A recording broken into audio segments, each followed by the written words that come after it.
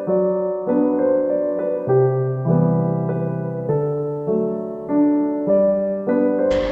malam Sobat GPIB, dimanapun Ibu Bapak Saudara berada. Saya Pendeta Amperiana Nguru, Pendeta Jemaat dari GPIB Jatipon Bekasi.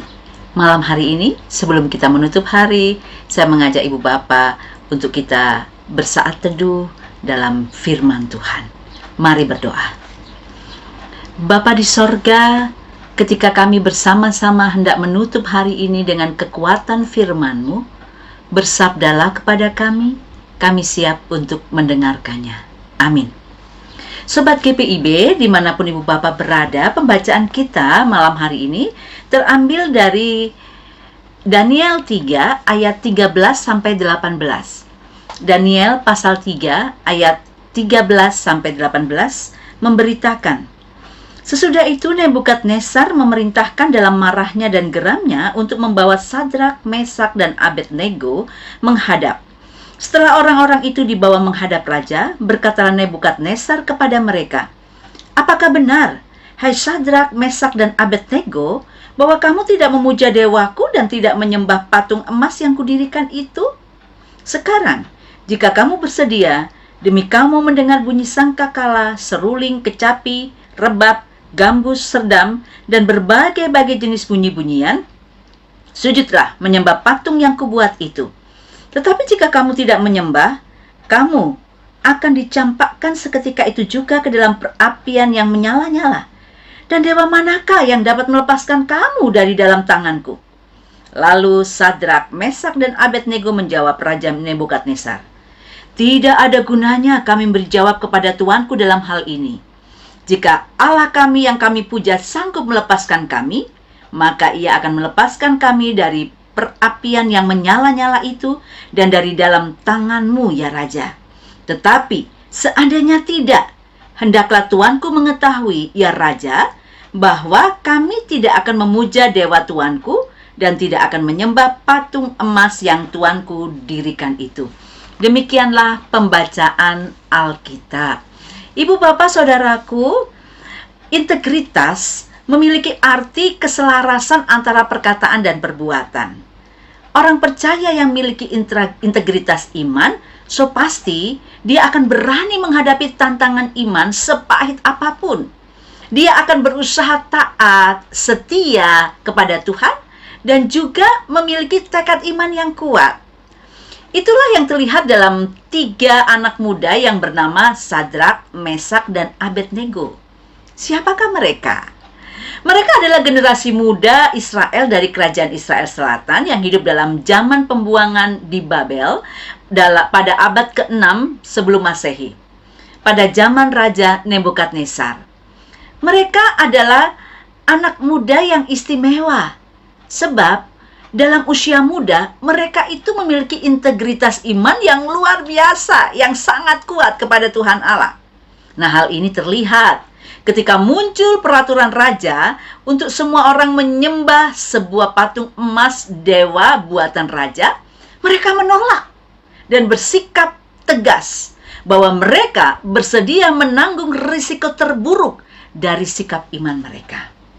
Pertanyaannya, apa alasan mereka bertiga menolak? Yang pertama, mereka menolak karena mereka mengimani Yahweh Allah Israel itu dengan benar. Oleh karena itu, mereka memilih untuk taat dan setia kepada Tuhan Allah sampai mati. Nah, saudara-saudaraku yang Tuhan Yesus kasihi, jadi kata setia itu terkandung dalam sikap iman mereka. Sikap setia ini ditunjukkan bagaimana mereka lebih memilih taat, tunduk kepada Allah daripada menyembah dewa buatan manusia. Nah, Bapak Ibu, tidak semua orang bisa bersikap seperti ini. Dan sikap iman seperti ini muncul karena mereka mengenal dengan baik siapa Yahweh Allah Israel. Bagaimana kuasa penyertaannya atas umat Israel dari zaman nenek moyang Israel sampai mereka terbuang di tanah pembuangan Babel. Itulah sebabnya mereka beriman teguh kepada Yahweh Allah Israel dan memiliki tekad iman untuk taat dan setia sampai mati. Nah, alasan yang kedua, kenapa mereka menolak menyembah patung buatan Raja Nebukadnezar dan siap menanggung resiko terburuk adalah karena mereka percaya kepada kedaulatan Tuhan atas hidup mereka. Karena itu, mereka bertekad bulat untuk setia sampai akhir. Perhatikan jawaban mereka dalam ayat 17 dan 18. Dalam ayat 17 mereka berkata begini, "Jika Allah kami yang kami puja sanggup melepaskan kami, maka Ia akan melepaskan kami dari perapian yang menyala-nyala itu dan dari dalam tanganmu ya Raja." Perhatikan, ayat 17 ini mau menyatakan, ini loh pernyataan iman mereka yang teguh kepada Tuhan Allah. Sehingga mereka tidak takut untuk melanggar larangan dari sang raja. Lalu yang kedua, dalam ayat 18 dikatakan begini, "Tetapi seandainya tidak, hendaklah tuanku mengetahui, ya Raja, bahwa kami tidak akan memuja dewa tuanku dan tidak akan menyembah patung emas yang tuanku dirikan itu." Saudaraku, ini keyakinan mereka akan kedaulatan Tuhan atas hidup mereka. Jika memang Allah menghendaki mereka untuk mati di dapur perapian yang menyala-nyala itu, mereka siap demi cinta mereka kepada Allah. Bapak, Ibu, Saudaraku, kita melihat di sini ada sebuah pengandalan diri yang kuat kepada kedaulatan Allah melalui sikap mereka. Mereka percaya bahwa apabila Tuhan mengizinkan mereka mati dan tidak selamat dari dapur api yang bernyala-nyala, berarti itu adalah kehendak Tuhan. Apa makna firman Tuhan ini? Yang pertama, mari kita belajar beriman kepada Tuhan Allah di dalam Kristus Yesus dengan benar, saudaraku. Dia yang telah menebus hidupmu dari kebinasaan kekal. Dia yang telah menganugerahkan keselamatan kekal, pengampunan, sehingga engkau selamat dari kebinasaan akibat dosa. Mengapa kita tidak mengimaninya dengan benar melalui hidup yang diwarnai ketaatan dan kesetiaan? Ayo, berimanlah teguh kepadanya, taat dan setialah kepada Yesus apapun tawaran dan godaan yang ditawarkan oleh dunia. Bukan tidak mustahil. Iman yang teguh ini akan membawa saudara-saudara menikmati kuasa dan berkat Allah dalam perjalanan hidupmu, sama seperti Sadrak, Mesak, dan Abednego yang dibebaskan dari perapian yang menyala-nyala dengan kuasa Allah yang luar biasa.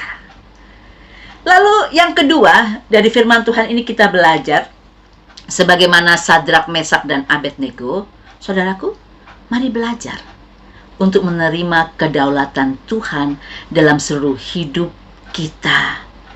Bukankah dalam setiap kita berdoa, ketika kita mengalami pergumulan-pergumulan, bukankah kita selalu mengatakan, "Ya Tuhan, bukanlah kehendakku, melainkan kehendak-Mu." Artinya, dalam doa yang seperti ini, ada iman yang kita mau nyatakan kepada Tuhan. Biarlah kedaulatan Tuhan yang terjadi dalam hidupku, dan itulah jawaban doa yang Engkau berikan ya Tuhan. Yang penting adalah apapun yang Tuhan berikan sebagai jawaban doa atas iman kita, maka kita tetap percaya bahwa itulah yang terbaik yang Tuhan anugerahkan dalam perjalanan hidup kita. Ingat saudaraku, iman tidak memaksakan kehendak sendiri, sehingga Tuhan harus mengikuti kemauan Anda. Iman menyerahkan segala hasil akhir kepada Tuhan. Dengan iman Sadrak, Mesak, dan Abednego, akhirnya diselamatkan Tuhan. Karena iman, Anda dan saya juga bisa menyaksikan kebesaran kuasa Tuhan. Ayo, bertekad bulat untuk taat dan setia kepada Tuhan Yesus, Tuhan dan Juru Selamat kita yang hidup. Amin. Mari berdoa. Terima kasih Tuhan, hari ini kami menutup hari dengan firman Tuhan yang mengingatkan kami untuk taat setia atas kedaulatan Tuhan dalam kehidupan kami. Mampukan kami kalau saat ini ada jawaban-jawaban doa yang Engkau berikan bagi kami tidak seperti yang kami inginkan, kami boleh melihat dengan kacamata iman bahwa Engkau turut bekerja dalam segala sesuatu untuk mendatangkan kebaikan bagi mereka yang mengasihi-Mu. Malam ini kami berdoa secara khusus bagi Majelis Sinode GPIB. Tuhan berkati, mampukan, topang, dan kuatkan agar Majelis Sinode GPIB mampu untuk boleh menjadi pemimpin-pemimpin yang melayani Tuhan. Dan Engkau selalu berikan mereka kesehatan, hikmat, kebijaksanaan untuk boleh bekerja untuk Tuhan dan untuk kemuliaan nama-Mu. Kami juga berdoa untuk seluruh jemaat GPIB yang ada di kota sampai pos-pos Pelkes. Kami menyerahkan seluruh pelayan firman dan sakramen, diakan penatua, dan seluruh unit-unit misioner. Mampukan dan topang untuk terus dapat berkarya bagi kemuliaan nama-Mu. Dan pakai GPIB untuk boleh menyebarluaskan Injil kasih karunia Allah sampai ke ujung-ujung bumi. Terima kasih Bapa, kami akan beristirahat. Kiranya Tuhan menyertai kami untuk malam hari yang harus kami lalui.